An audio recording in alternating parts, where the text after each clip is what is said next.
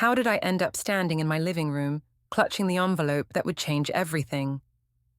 When the process server left, and my husband's signature was on those legal papers, I finally realized he was done being humiliated, and he had the evidence to prove it. But let me start from the beginning, when I still believed I could have it all.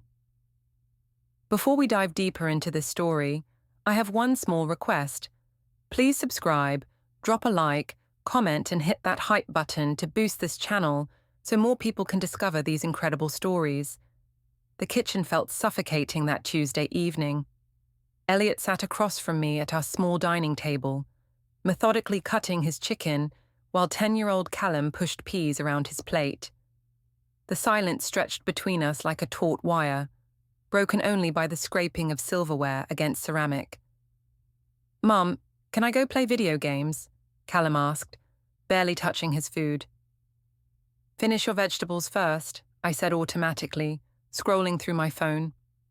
Mason had texted me during dinner, just a simple "thinking about you" with a heart emoji, and I felt that familiar flutter in my stomach. Eliot cleared his throat. "Persis, can we talk for a minute?" I looked up, annoyed at being interrupted from my daydream. "About what?" "You've been working late almost every night this week. The Henderson project can't possibly require that much overtime." My pulse quickened, but I kept my voice steady.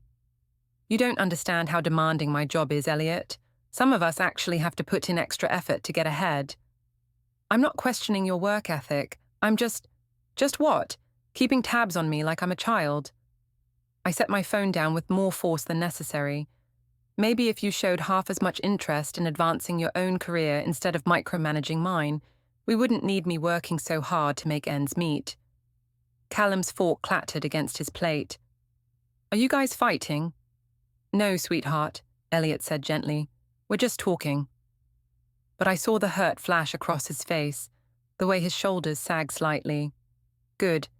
Maybe now he'd back off and stop asking so many questions. "I have another late meeting tomorrow," I announced, standing to clear my plate. "The Morrison account needs a complete overhaul, and Janet asked me specifically to handle it." It wasn't entirely a lie. Janet had mentioned the Morrison account, but the meeting tomorrow was with Mason at our usual cafe. We'd been seeing each other for 3 months now, ever since he'd started working in the building next to mine. Running into him at the coffee shop had felt like fate. My high school boyfriend, now successful and charming, paying attention to me in ways Eliot hadn't in years. "Persis," Eliot's voice was quiet, careful. "Is everything okay between us?" I turned from the sink, forcing a smile. "Of course. Why would you ask that?" "You seem distant lately, like your mind is somewhere else." "My mind is on providing for our family," I snapped. "Someone has to think about our future." That night, I lay in bed staring at the ceiling while Eliot slept beside me. His breathing was steady, peaceful, and I felt a stab of irritation. How could he sleep so soundly when I was wrestling with such complicated feelings? The truth was, Mason made me feel alive again. When I was with him, I wasn't just Eliot's wife or Callum's mother or Janet's assistant. I was Persis, the girl who'd been homecoming queen, who'd had big dreams and bigger plans. Mason remembered that girl. He saw her potential. Eliot stirred beside me, his hand reaching across the bed in his sleep. I moved away from his touch, closer to the edge of the mattress. The next morning, Eliot was already in the kitchen when I came downstairs, packing Callum's lunch with the same methodical care he brought to everything. "I made you coffee," he said without looking up. "Thanks." I grabbed the mug, noting he'd added cream exactly how I liked it. It was such a small gesture, but somehow it made me feel worse rather than better. "What time do you think you'll be home tonight?" "Late. I told you about the Morrison meeting." He nodded, still not meeting my eyes. "I'll pick up Callum from practice and help him with his math homework." "Good." I kissed the top of Callum's head. "Be good for Dad, okay?" At work, I found myself watching the clock, counting down the hours until I could see Mason. My colleague Rebecca noticed my distraction during our morning meeting. "Earth to Persis," she laughed. "You seem really happy lately. What's your secret? I felt heat creep up my neck. Just excited about some new projects. Must be some project, she teased. You're practically glowing. That afternoon, I met Mason at Café Luna, our regular spot 3 blocks from my office. He was already there when I arrived, looking effortlessly handsome in his navy suit, scrolling through his phone. There's my beautiful girl, he said as I slid into the booth across from him. My heart skipped. I've been thinking about you all day. Good thoughts, I hope. He reached across the table to squeeze my hand.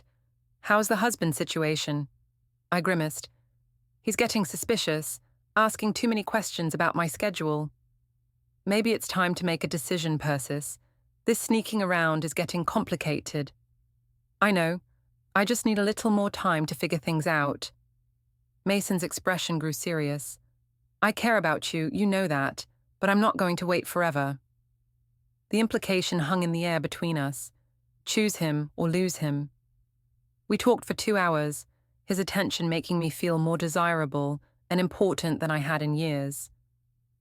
When it was time to leave, he walked me to my car, kissing me goodbye in the parking garage where no one could see.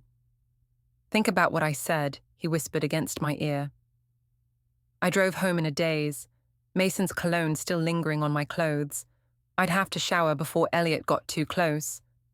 But when I walked into the house, Eliot was waiting in the living room with a small piece of paper in his hand. How was your meeting? He asked quietly. Fine, productive. I hung my coat in the closet, not trusting myself to look at him directly. The Morrison account must be really demanding. It is. Janet's depending on me to... Persis. His voice stopped me cold. This fell out of your coat pocket yesterday. He held up the paper, and my blood turned to ice. It was the receipt from Café Luna, time-stamped at 3:47 p.m., on a day I'd told him I was working late on the Henderson project. 2 coffees, he said, his voice still eerily calm. 2 pieces of chocolate cake. Funny thing is, Janet called here around 4 that day looking for you. Said you'd left the office early and weren't answering your phone.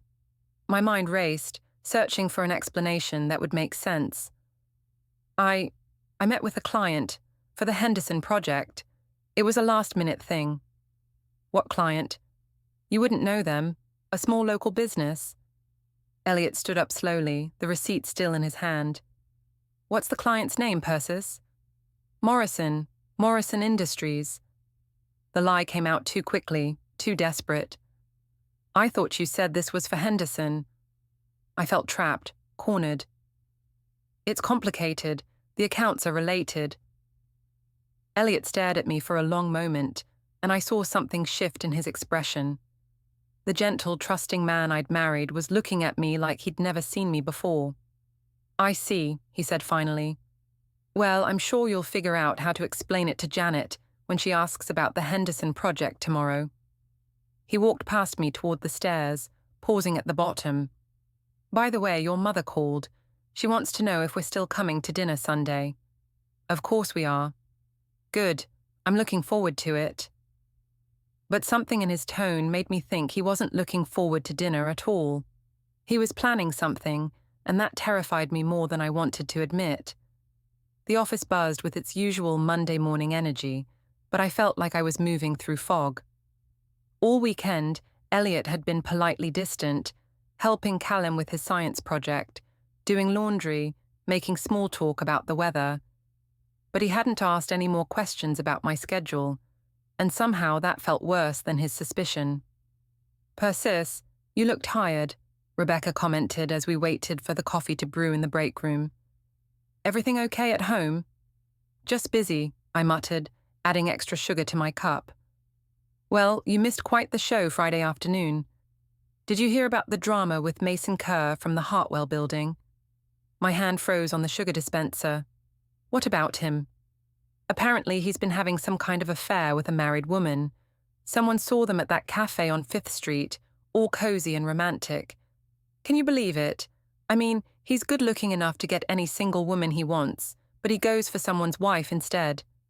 The blood drained from my face. Who told you that? Sarah from accounting. Her friend works at the cafe and recognized him because he comes in all the time with the same woman. Always orders for two, coffee and chocolate cake. Rebecca shook her head in disgust. I feel sorry for the husband, you know. Imagine finding out your wife is sneaking around like that. I mumbled something about needing to get back to work and fled the break room, my heart pounding so hard I thought it might burst from my chest. If the gossip had already reached my office, how long before someone connected the dots? The rest of the day crawled by. I couldn't concentrate on anything, jumping every time my phone buzzed or someone knocked on my cubicle wall. When 5 o'clock finally arrived, I practically ran to my car. But instead of going home, I drove to Mason's apartment. I needed to see him, needed reassurance that what we had was worth all this risk. He answered the door in jeans and a t-shirt, looking surprised to see me. Persis, I thought we weren't meeting until Wednesday. Can I come in, please? He stepped aside and I collapsed onto his couch, finally allowing myself to fall apart. People are talking, I said, tears streaming down my face. At work, at the cafe, someone saw us together. Mason sat beside me but didn't reach for my hand like he usually did. What kind of talking? They know you're seeing a married woman. They don't know it's me yet, but... I wiped my nose with the back of my hand. Mason, I think Eliot suspects something too. He found a receipt from one of our meetings. What did you tell him? I lied, said it was a work meeting, but he didn't believe me. I can tell. Mason was quiet for a long moment, staring at his hands. Maybe this is a sign. What do you mean? Maybe we should cool things off for a while. Let the gossip die down. I felt like he'd slapped me. Cool things off? Mason, I thought you wanted me to choose. You said you cared about me. I do care about you. That's why I think we need to be smart about this. Smart? I stood up, pacing his small living room. I've been risking everything for you. My marriage, my family, my reputation, and now you want to cool things off? Persis, be reasonable. Don't tell me to be reasonable. You're the one who said I deserved better than Eliot. You're the one who made me believe we had a future together. Mason's expression hardened. I never promised you anything, Persis. We both knew this situation was complicated. His words hit me like ice water. So that's it? You're just going to abandon me when things get difficult. I'm not abandoning you. I'm being practical. You have a son to think about, a life you've built. Maybe you should focus on fixing things with your husband instead of throwing it all away for something that might not work out. I stared at him, seeing him clearly for the first time in months. The charming, attentive man who'd made me feel so special was just a coward who didn't want to deal with the consequences of his actions. Fine, I said, grabbing my purse, but don't expect me to come running back when you change your mind. I slammed his door hard enough to rattle the frame. The drive home was a blur of tears and rage. How had everything gone so wrong so quickly?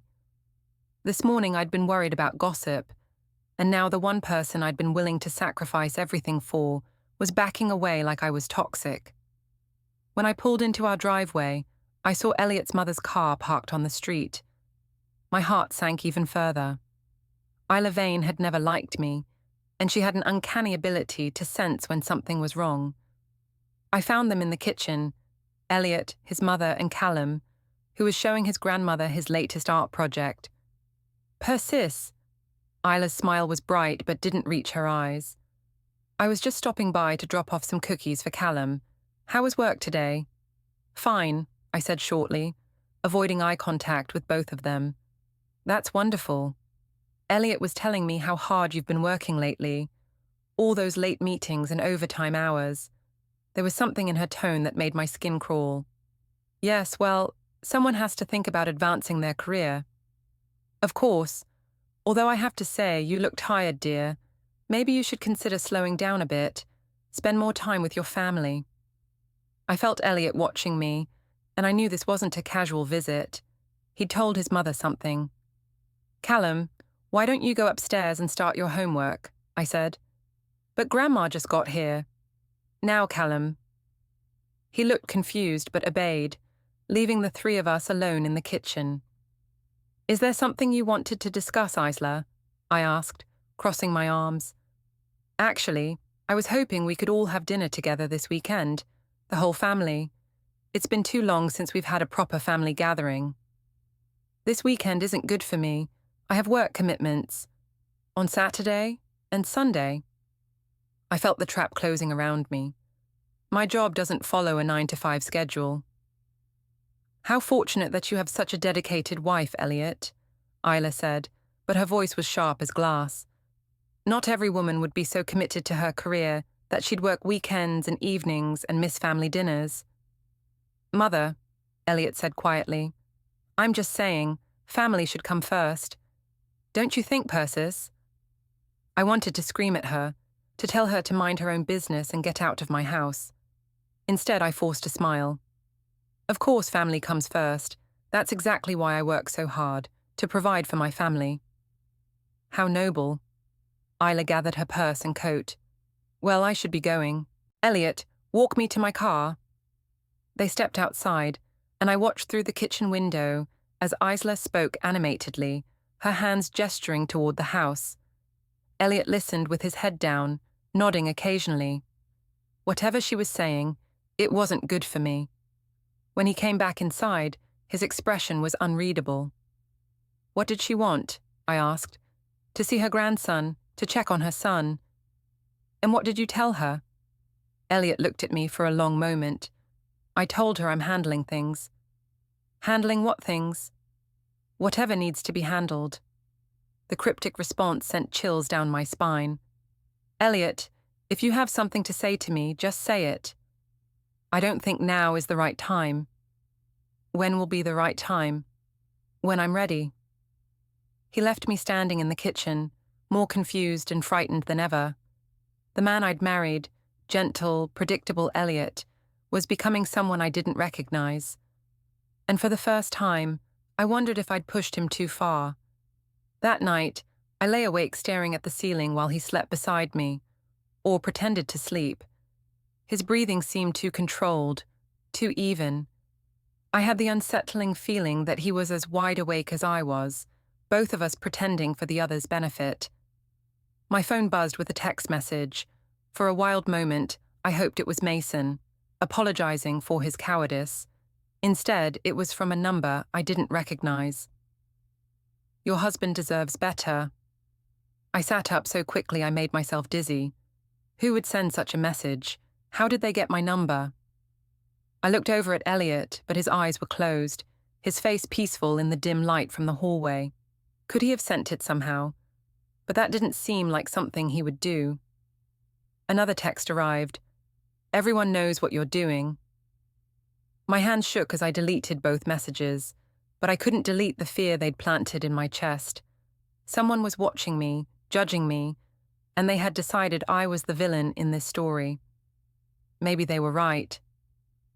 3 weeks later, I stood in our bedroom at midnight, staring at the positive pregnancy test in my trembling hands. The pink lines seemed to mock me, clear and undeniable evidence of how completely my life had spiraled out of control. Eliot was downstairs watching late-night television, something he'd started doing since our relationship had become so strained. We barely spoke anymore, except about Callum's schedule or household logistics. The polite distance between us had grown into a chasm I didn't know how to cross. And now this. I'd been feeling sick for days, nauseous in the mornings, exhausted by afternoon. I'd told myself it was stress, but deep down I'd known. The timing made it crystal clear. This baby wasn't Eliot's. Mason and I had been reckless that last time we were together, caught up in the emotion of what we'd both thought was goodbye. He'd been distant and non-committal ever since our fight, responding to my texts with brief, polite messages that made it clear he wanted nothing to do with me or the complications I represented. I sank onto the edge of the bed, the test still clutched in my hand. What was I going to do? How could I possibly explain this to Eliot? The answer came to me slowly, forming like a plan I didn't want to acknowledge but couldn't ignore. Eliot was a good man, a devoted father. If I presented this right, If I made him understand that our family needed to stay together, maybe he would accept the baby as his own. People would assume it was his. We were married after all. No one had to know the truth. I could make this work. I had to make this work.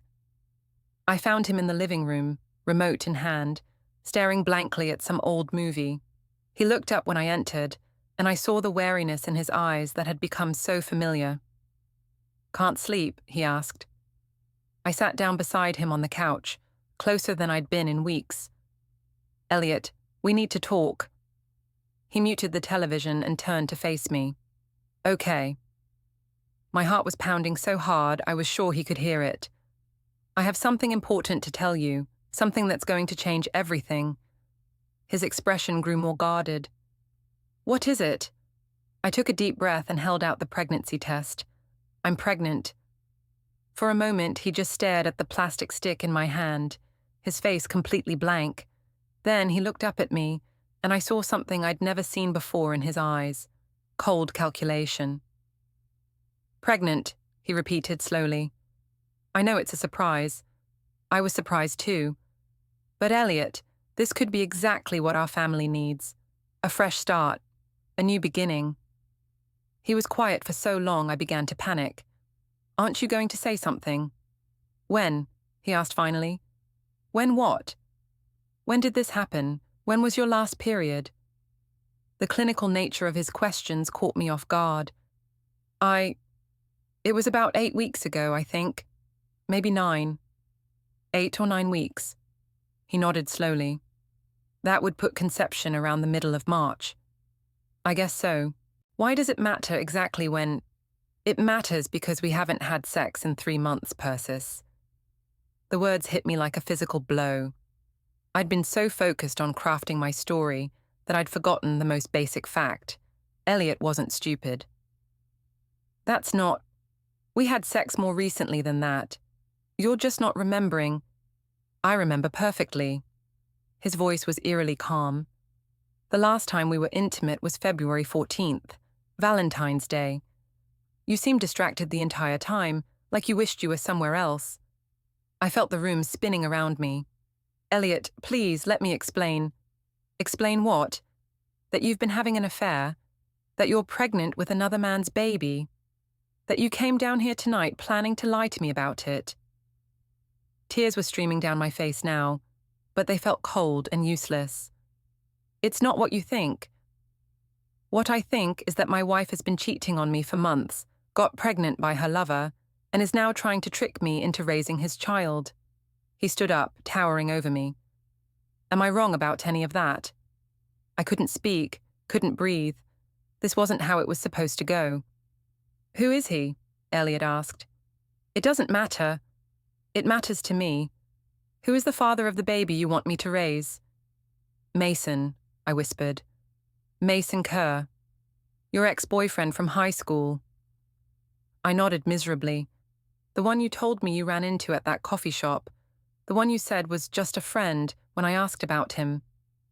"Eliot, please, I know how this looks, but I love you. I love our family. This was a mistake, a moment of weakness, but it doesn't have to destroy us." He laughed, but there was no humor in it. "A moment of weakness? Persis, you've been lying to me for months, sneaking around, making me look like a fool in front of our friends and family. And now you want me to pretend this bastard child is mine. Don't call the baby that. What would you prefer I call it? The product of your betrayal. The living proof that my wife is a liar and a cheat." I'd never heard Eliot speak with such venom. The gentle man I'd married was gone, replaced by someone harder and angrier than I'd thought possible. "You're upset, and you have every right to be, but think about Callum. Think about what a divorce would do to him. This baby could be his little brother or sister. We could be a family. We could have been a family if you'd kept your legs closed." The crude words shocked me into silence. "Does he know?" Eliot asked. "Does who know what? Does Mason know about the baby?" I shook my head. "Are you going to tell him?" I don't know. He doesn't want anything serious. He made that clear. So he gets to walk away clean while I'm supposed to raise his child and pretend everything is fine. You're a good father, Eliot. You love being a father. And I know you could love this baby too, if you gave yourself the chance. Love the baby. Persist. Every time I looked at that child, I'd see your betrayal.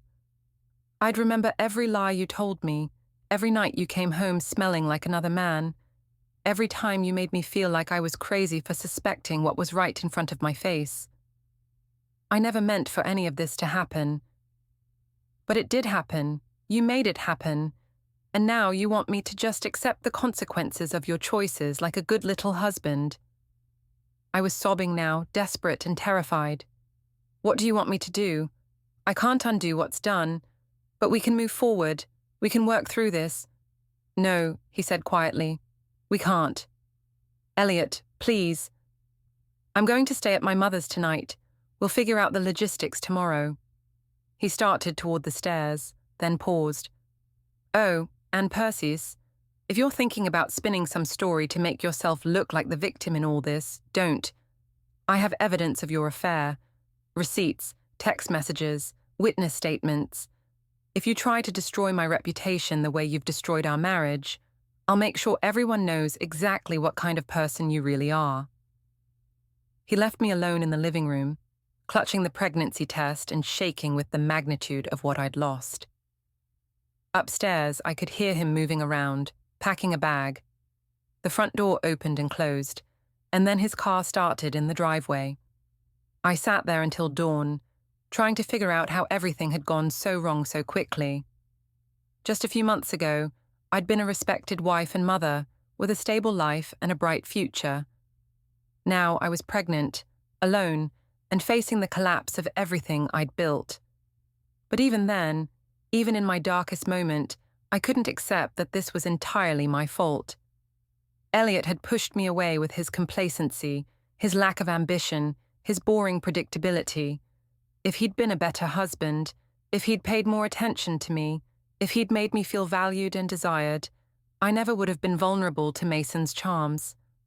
This was as much his fault as mine. And if he thought he could just walk away and leave me to deal with the consequences alone, he was about to learn how wrong he was. I still had friends, people who cared about me. I still had my job, my reputation in the community. Eliot might have evidence of the affair, but I had something more powerful, the ability to control the narrative. By the time the sun came up, I had a plan. The next morning, I called in sick to work and spent 2 hours crafting the perfect social media post. The key was to position myself as the victim without explicitly lying, just letting people draw their own conclusions. Going through a difficult time right now, I typed, sometimes the people we trust most are the ones who hurt us deepest, focusing on my family and my precious children during this challenging period. Thank you to everyone who has reached out with love and support. Never stay strong, share our family, share our faith. I posted it on Facebook, Instagram, and Twitter, then sat back to wait for the responses. They came quickly. Dozens of comments from friends, colleagues, and acquaintances offering sympathy and asking what was wrong. I responded selectively, dropping hints without revealing details. Just need some space to process everything. Thank you for the prayers. I'll need them. It's hard when someone you've trusted completely betrays that trust. By afternoon, my phone was buzzing constantly with calls and texts. Rebecca from work was the first to call directly. Persis, honey, what's going on? Your post has everyone worried. I let my voice crack just slightly. I can't really talk about it yet. It's too fresh, too painful. Is it Eliot? Did something happen with Eliot? I never thought he could be so cruel, so heartless. Oh my God. Persis, I'm so sorry. What did he do? I can't go into details, not yet. But Rebecca, I'm scared. I don't know how I'm going to manage on my own with Callum, and now with the baby coming. Baby, you're pregnant. That's wonderful news. Although the timing couldn't be worse, but this baby is a blessing, regardless of everything else that's happening. Does Eliot know about the pregnancy? He knows. And Rebecca, his reaction, I can't even describe it. I thought he'd be happy, or at least supportive, but instead he just walked out, left me completely alone to deal with everything. That bastard, I can't believe he'd abandon you when you need him most. I keep thinking there must be some mistake, some misunderstanding, but he was so cold, so angry, like I was some stranger who'd wronged him instead of his wife who's carrying his child. The lies came so easily I almost believed them myself. Within hours, the story had spread through my entire social circle. Eliot had abandoned his pregnant wife. Eliot was cruel and heartless.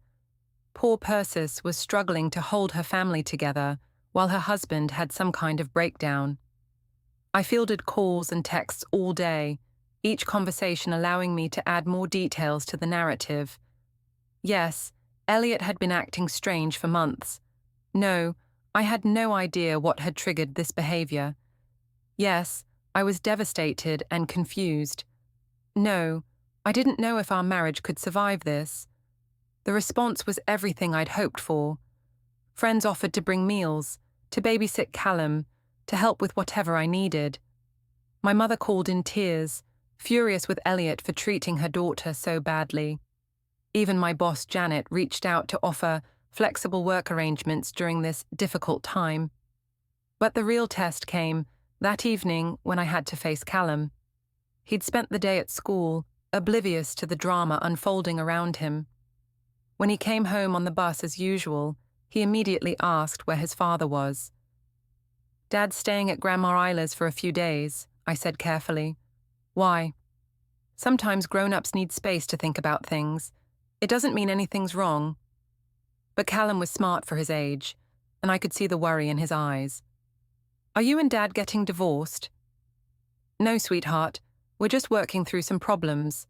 All married couples have problems sometimes." "Is it because of me? Did I do something wrong?" My heart broke a little at the genuine fear in his voice. "Oh, baby, no. This has nothing to do with you. You're the most perfect son any parent could ask for." "Then why won't Dad come home?" "He will, soon, I promise." But even as I said the words, I wondered if they were true. Eliot's coldness the night before had been unlike anything I'd ever seen from him. The man who'd held me when I cried, who'd rubbed my feet when I was pregnant with Callum, who'd never raised his voice in anger, that man seemed to have disappeared entirely. The next few days fell into a strange routine. I went to work, where everyone treated me with careful sympathy. I picked up Callum from school and helped him with homework while fielding concerned calls from friends. I posted occasional updates on social media, each one designed to reinforce the image of a wronged wife struggling to keep her family together. Eliot, meanwhile, was notably absent from social media entirely. He didn't respond to any of the concerned messages from mutual friends. He didn't defend himself or offer his side of the story. His silence only made him look more guilty. But on Thursday, everything changed. I was at Callum's soccer practice, sitting in the bleachers with the other parents, when I noticed the whispers. Small groups of women huddled together, their voices low, their eyes occasionally flicking in my direction. Sarah Martinez, whose son played midfielder, approached me hesitantly. "Persis, can I talk to you for a minute?" "Of course." She sat down beside me, her expression uncomfortable. "I don't really know how to say this, but there are some rumors going around. About you and some man from downtown." My blood turned to ice. "What kind of rumors?" "People are saying you've been having an affair, that the baby isn't Eliot's." I forced myself to look shocked and hurt. "That's ridiculous. Who would say something like that?" "I don't know where it started, but it's spreading fast. Someone posted in the neighborhood Facebook group about seeing you at that cafe on 5th Street with some guy, multiple times." "I meet with clients at cafes all the time. It's part of my job." "I know, and that's what I told everyone.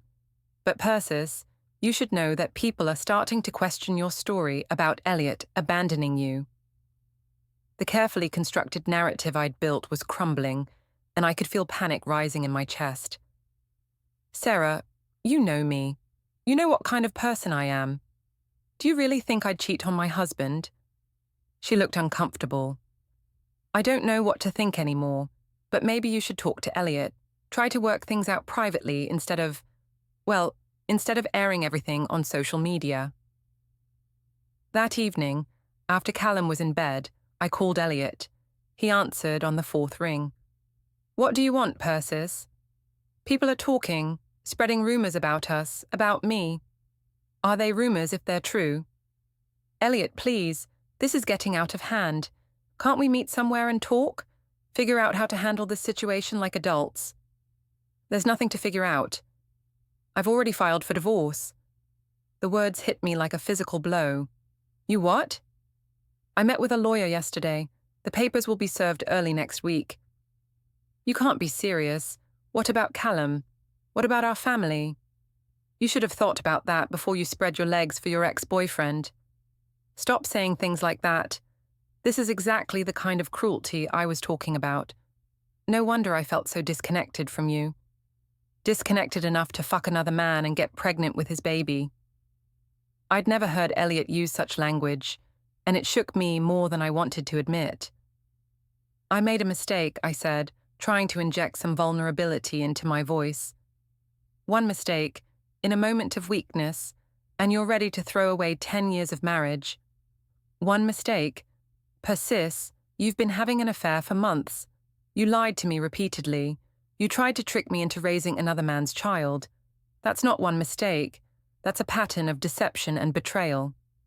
"Fine, I made mistakes, multiple mistakes, but I'm willing to work on our marriage if you are. I'm willing to go to counseling, to do whatever it takes to rebuild trust." "It's too late for that. It's never too late if two people love each other." "But that's the problem, isn't it? You don't love me.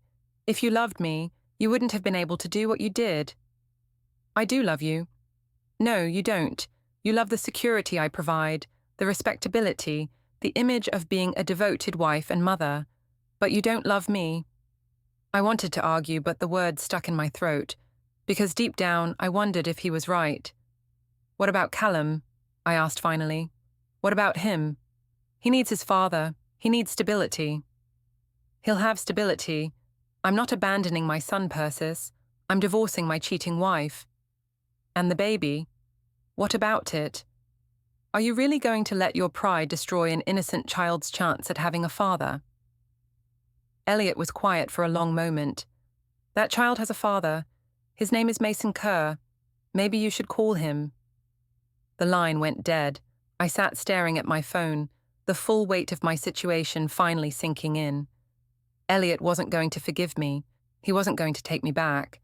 And soon, everyone would know the truth about what I'd done. I thought about calling Mason, but I knew it would be pointless. He'd made his position clear weeks ago. I was on my own. For the first time since this whole mess began, I allowed myself to cry. Really cry. Not the calculated tears I'd used for sympathy, but deep, ugly sobs that came from the very core of my being. I'd lost everything, and I had no one to blame but myself. The divorce papers arrived on a Tuesday morning, delivered by a professional-looking woman who seemed almost apologetic as she handed me the manila envelope. "Persis Vane, you've been served." I stood in my doorway in my bathrobe, staring at the papers that would officially end my marriage. The legal language was cold and clinical, but the message was clear. Eliot wanted out, and he wanted it to be final. What shocked me most were the attachments. Page after page of evidence, photographs of Mason and me at the cafe, bank statements showing my unexplained absences from work, even a timeline documenting every lie I'd told over the past 4 months. But the worst part was the custody arrangement he was proposing. Eliot wanted primary custody of Callum, with me getting supervised visitation until I could prove I was providing a stable environment. Supervised visitation. Like I was some kind of dangerous criminal who couldn't be trusted alone with my own son. I called my mother immediately, my hands shaking as I dialed. "Mom, I need help. Eliot's trying to take Callum away from me." "Slow down, honey. What's happening?" Through tears, I explained about the divorce papers, the custody arrangement, the evidence Eliot had apparently been collecting for weeks. I don't understand, my mother said slowly. I thought Eliot left you because he was having some kind of breakdown, but these papers make it sound like you were unfaithful. I'd been dreading this moment, but I knew I couldn't keep lying to my own mother. I made some mistakes, Mom, but nothing that should cost me my son. What kind of mistakes? I had a relationship with someone else. It wasn't serious, just a moment of weakness, but Eliot found out, and now he's trying to destroy me. The silence on the other end of the line stretched so long I thought the call had dropped. Mum, are you there? I'm here. Her voice was different now, cooler. Persis, are you telling me that you cheated on your husband and got pregnant by another man? It's not that simple. It sounds exactly that simple. My God, Persis, what were you thinking? I was thinking that I was lonely and unappreciated, and that maybe I deserved to feel special for once in my life. So you destroyed your marriage and your family because you wanted to feel special. You don't understand what it's been like being married to Eliot. He's so passive, so boring. He never takes initiative, never surprises me, never makes me feel like I'm anything more than a roommate who helps pay the bills. He's a good man who loves you and works hard to provide for his family. A good man doesn't abandon his pregnant wife. A good man also doesn't cheat on his spouse and lie about paternity. I felt like my own mother was turning against me, just like everyone else. So you're taking his side too? I'm not taking anyone's side. I'm trying to understand how my daughter could make such destructive choices. I need support right now, not judgment. What you need is a good lawyer and a reality check. After she hung up, I sat in my kitchen staring at the divorce papers, feeling more alone than I'd ever felt in my life. Even my own mother was questioning my version of events, but I wasn't ready to give up. I called Janet at work and explained that I was dealing with a family emergency and would need some time off. Then I made an appointment with Linda Morrison, the best divorce attorney in town. Linda's office was impressive: floor-to-ceiling law books, expensive furniture, diplomas, and awards covering every wall. She was a woman in her 50s, with steel grey hair and sharp eyes that seemed to see right through me. Mrs. Vane, I've reviewed the papers your husband filed. This is quite a comprehensive case he's building. Most of it is circumstantial. He's trying to make me look worse than I am. Is it true that you had an extramarital affair?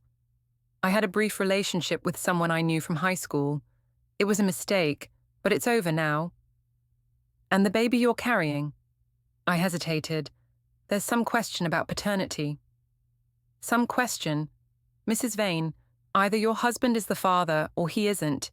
The court will order a paternity test regardless. The baby isn't his, I admitted quietly. Linda made a note on her legal pad. I see. And does the biological father know about the pregnancy? He knows, but he doesn't want to be involved. So you were hoping your husband would raise another man's child without knowing the truth? I was hoping to keep my family together. By lying to your husband about the paternity of your child. I felt heat rise in my cheeks. You're supposed to be on my side. I'm supposed to give you legal advice based on facts, not feelings. And the fact is, you're in a very difficult position. Your husband has documented evidence of adultery, deception, and fraud. The court is not going to look favorably on your actions. What about his abandonment? He left me alone and pregnant. That has to count for something. He left after discovering your affair and the pregnancy. Any reasonable person would consider that a justified response to betrayal. I was starting to panic. So you're saying I have no chance of getting custody of my son? I'm saying you need to prepare for the possibility that the court will award primary custody to your husband, especially if he can demonstrate that you've been dishonest and unstable. I'm not unstable. I made some mistakes, but I'm a good mother.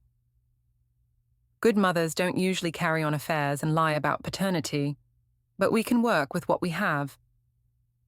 Linda outlined a strategy that involved portraying me as a victim of emotional neglect who'd made poor choices but was committed to rebuilding her life. It wasn't the vindication I'd hoped for, but it was something. The consultation cost me $800 and left me feeling more hopeless than ever.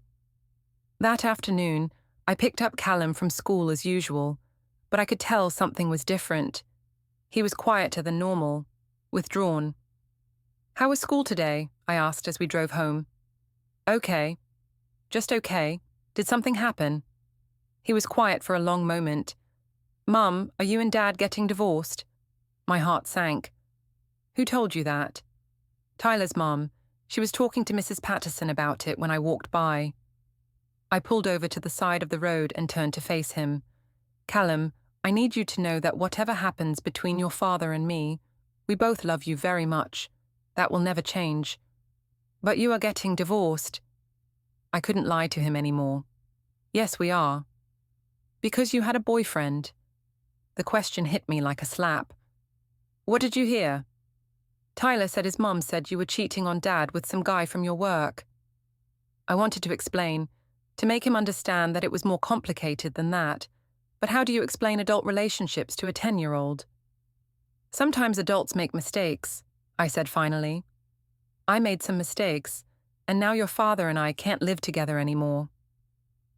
"Are you going to marry your boyfriend?" "No, sweetheart. I'm not going to marry anyone. It's just going to be you and me for a while." "What about the baby?" I was shocked that he knew. "What baby?" "I heard you talking on the phone about a baby. Are you having a baby?" There was no point in hiding it anymore. "Yes, I am." "Is Dad the daddy?" The innocent question broke my heart. "No, honey. The baby has a different daddy." "Where is he?" "I don't know." Callum absorbed this information with the serious expression he got when he was trying to understand something complicated. "So the baby won't have a daddy?" "The baby will have me, and you'll be a big brother." "Will I still get to see Dad?" "Of course you will. Your father loves you very much." "Will I have to choose between you and Dad?" "No, baby. You'll never have to choose. We're both your parents, and we'll both always be part of your life." But even as I said the words, I wondered if they were true. The custody arrangement Eliot was proposing would severely limit my time with Callum. And once everyone knew the full truth about what I'd done, would my son still want to spend time with me? That evening, after Callum was in bed, I made a decision I'd been avoiding for weeks. I called Mason. He answered on the second ring, his voice wary.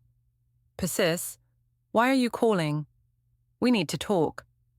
"I thought we said everything we needed to say." That was before I found out I was pregnant. The silence stretched between us. "Pregnant?" "Yes. And before you ask, yes, it's yours." "How do you know?" "Because you're the only person I've slept with in the past 4 months." "What about your husband?" "We haven't been intimate since February." Another long pause. "What do you want from me, Persis?" "I want you to take responsibility for your child." "My child? You're the one who's married. You're the one who initiated this whole thing." "I didn't initiate anything. You pursued me. You made me believe we had something special. And then you abandoned me the moment things got complicated. I never promised you anything beyond what we had.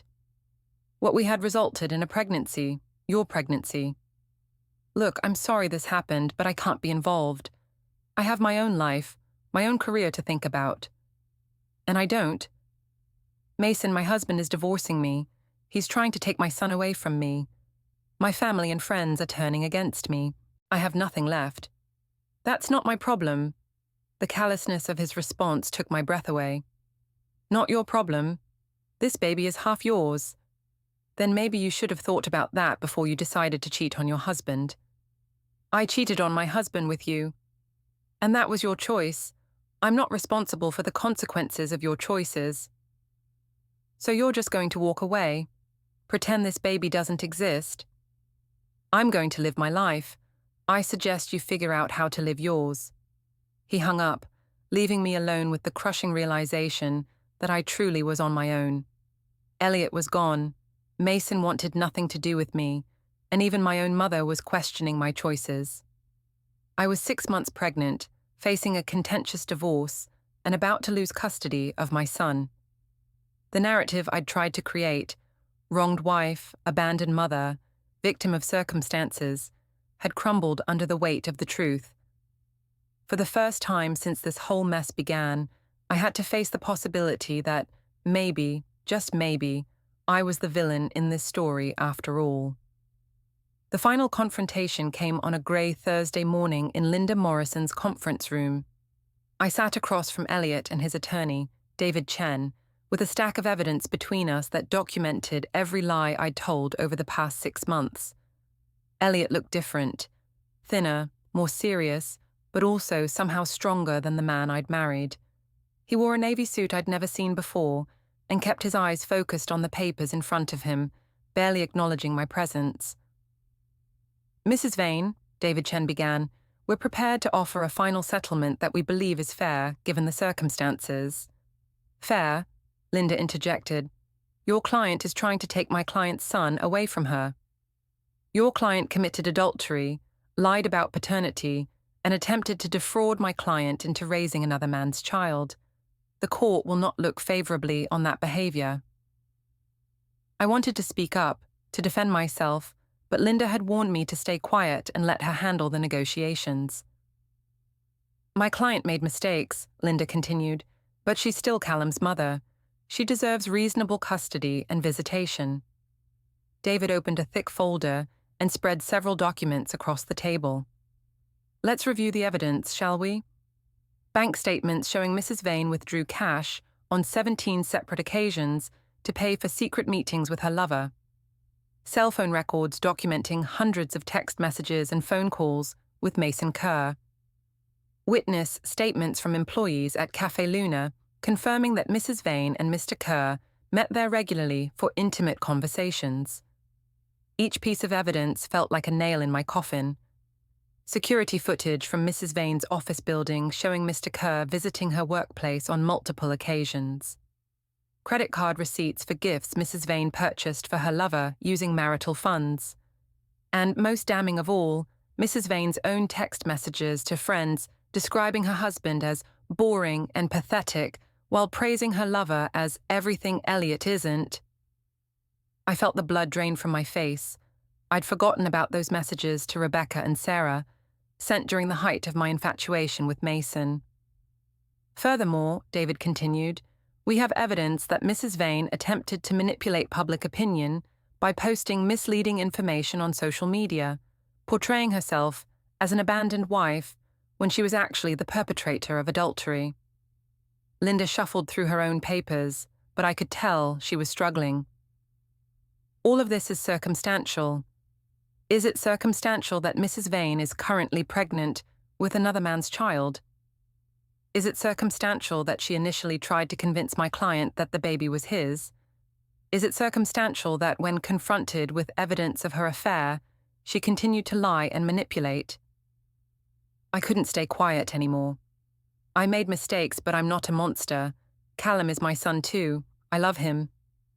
Eliot looked up for the first time, his eyes meeting mine across the table. Do you, Persis? Because someone who loves their child doesn't destroy their family for a fling with an ex-boyfriend. It wasn't just a fling. What was it then? True love? Because Mason Kerr has made it very clear that he wants nothing to do with you or the baby. So what exactly did you sacrifice our marriage for? I felt tears welling up in my eyes. I felt neglected, unappreciated, like I was invisible in my own life.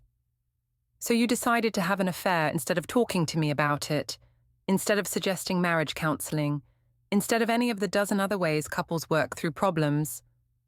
You wouldn't have listened. You never listened to me. I listened to you lie to me for months. I listened to you make excuses and blame me for your behavior. I listened to you try to convince me that your betrayal was somehow my fault. David Chen cleared his throat. Perhaps we should focus on the settlement terms. He slid a document across the table to Linda. Mr. Vane is willing to provide spousal support for 18 months, enough time for Mrs. Vane to establish financial independence. He'll maintain health insurance coverage for her until the divorce is final. In exchange, he wants primary custody of Callum with supervised visitation for Mrs. Vane until she can demonstrate stability. Supervised visitation is excessive, Linda protested. Is it? Mrs. Vane has shown a pattern of deception and poor judgment. She's currently pregnant with another man's child while going through a divorce. She's posted misleading information on social media and attempted to manipulate public opinion. These are not the actions of a stable parent. I felt like I was drowning. What about the house? The house will be sold, David said. Proceeds split equally after the mortgage is paid off. But where will I live? Where will Callum stay when he visits me? That's something you'll need to figure out. Linda leaned over to whisper in my ear. This is actually better than I expected. Given the evidence against you, they could have pushed for full custody with no visitation. I can't accept this, I said out loud. I won't accept this. Eliot finally spoke again, his voice tired but firm. Then we'll let a judge decide. But Persis, you should know that if this goes to court, everything will become public record. Every text message, every lie, every detail of your affair. Is that really what you want?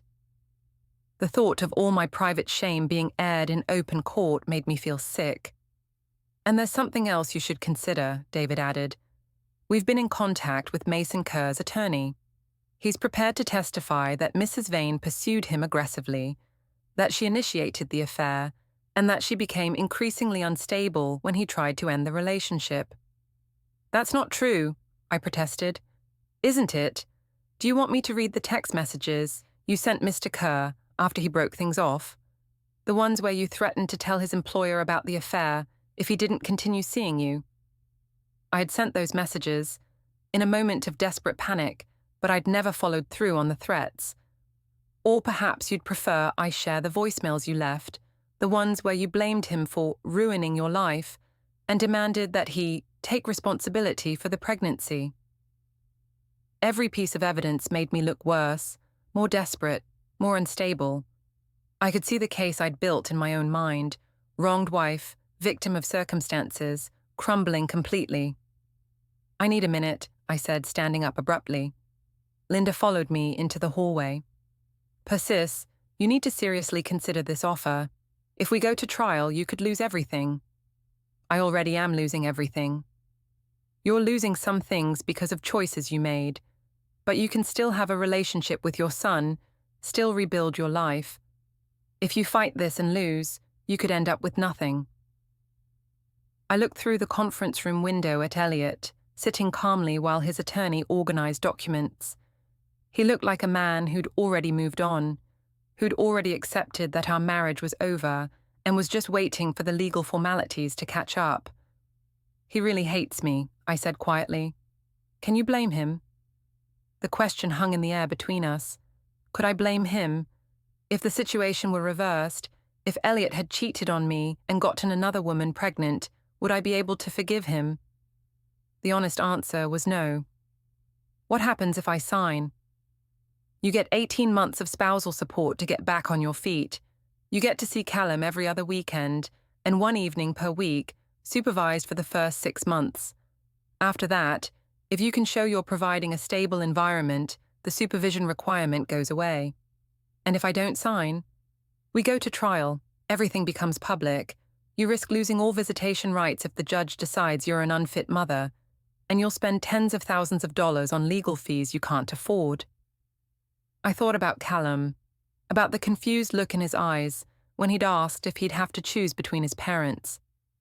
I thought about the baby I was carrying, who would grow up knowing their father had rejected them completely. I thought about the life I'd built and destroyed in the span of 6 months. If I sign, do I have to admit fault? The agreement doesn't require you to admit anything. It just establishes the terms of the divorce and custody arrangement. I took a deep breath and walked back into the conference room. I'll sign, I said quietly. Eliot looked up, and for just a moment, I saw something that might have been relief cross his face. The signing took less than 10 minutes. My signature on a few pieces of paper, officially ending 10 years of marriage and fundamentally changing the rest of my life. As we gathered our things to leave, Eliot spoke to me directly for the first time all morning. Persis, I want you to know that I don't hate you. I'm disappointed and hurt, but I don't hate you. And I hope that someday you can build a good life for yourself and the baby. Do you think you'll ever be able to forgive me? He considered the question for a long moment. I don't know, but for Callum's sake, I hope we can find a way to be civil to each other. I'm sorry, I said, the words feeling inadequate but necessary. I'm sorry for all of it. I know you are. I just wish you'd been sorry before it was too late. He walked out of the conference room with his attorney, leaving me alone with Linda and the wreckage of my former life. 3 months later, I gave birth to a daughter I named Emma. Mason never visited the hospital, never sent flowers or called to check on us. The birth certificate listed father as unknown. I found a small apartment across town and started working part-time at a different company, trying to rebuild my professional reputation. Every other weekend, Callum came to stay with me, and slowly, painfully, we began to adjust to our new reality. Eliot never spoke badly about me to Callum, never tried to poison our son against me. He was civil during pick-up and drop-off, sometimes even kind. But the man who had once loved me completely was gone forever, replaced by someone who treated me like a distant acquaintance he was obligated to interact with. The supervised visitation requirement was lifted after 6 months, just as Linda had promised. I'd proven I could provide a stable environment for Callum, that I wasn't the unstable woman the evidence had made me appear to be. But the damage was done. I'd lost my marriage, my home, most of my friends, and the respect of my community. I'd gained a beautiful daughter who would grow up without a father, and the knowledge that I'd destroyed the best thing in my life for a man who'd never cared about me at all. Standing in my small apartment one evening, watching Callum help his baby sister with a bottle, I finally understood what Eliot had tried to tell me that night when everything fell apart. Actions have consequences, choices matter, and some mistakes can't be undone, no matter how sorry you are or how much you wish you could go back and choose differently. I'd wanted to have it all: the security of marriage, the excitement of an affair, the admiration of my community, and the love of my family. Instead, I'd lost almost everything that mattered. But as I watched my children together, Callum gently stroking Emma's tiny hand while she drank her bottle, I realized that maybe, just maybe, I still had a chance to be the mother they both deserved. It would have to be enough,